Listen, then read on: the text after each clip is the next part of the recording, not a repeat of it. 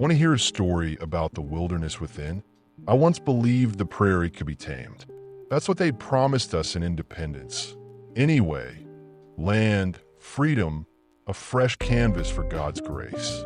But by the time our wagon train reached the Platte River, the canvas had begun to rot. It started with the whispers, not the wind, though that howled like a choir of the damned, but the other sounds.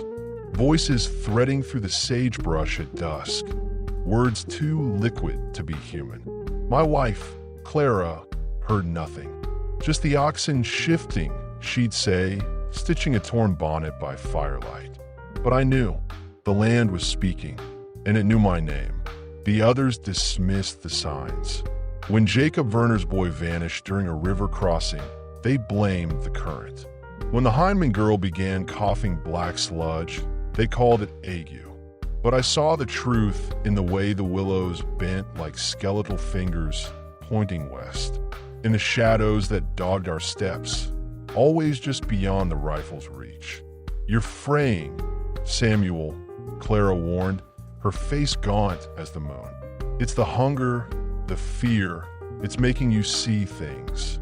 But the fear wasn't in the hunger. It was in me. The night the whispers took shape, I was on watch. The fire had died to embers, and the plains were a sea of ink. That's when I saw her, a figure in a tattered dress, standing at the edge of camp. Her face was a blur, like smoke behind glass, but her hand clutched a locket I'd recognize in any hell. My mother's, buried with her in Virginia. "Samuel," the voice was mine, hers, theirs. I fired. The shot tore the silence, and when the others came running, there was nothing. No blood, no tracks. Only Clara's scream as she found a bullet lodged in our daughter's doll. They called it madness.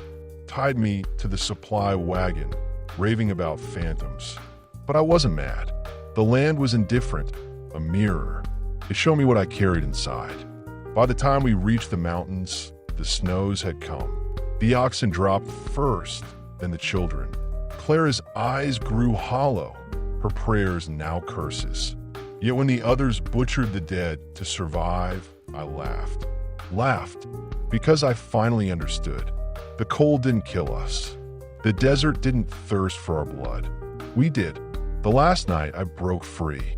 Found Clara huddled in a cave, our daughter's bones in her arms. Her face twisted as I approached. "Samuel, please." But I wasn't Samuel anymore.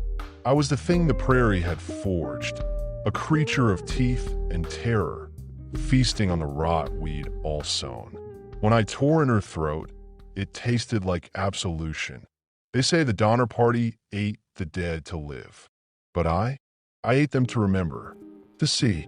Now, when the snows whisper, I answer, not as a man, but as the wilderness he carried within. For the true horror was never the land, nor the cold, nor the dark.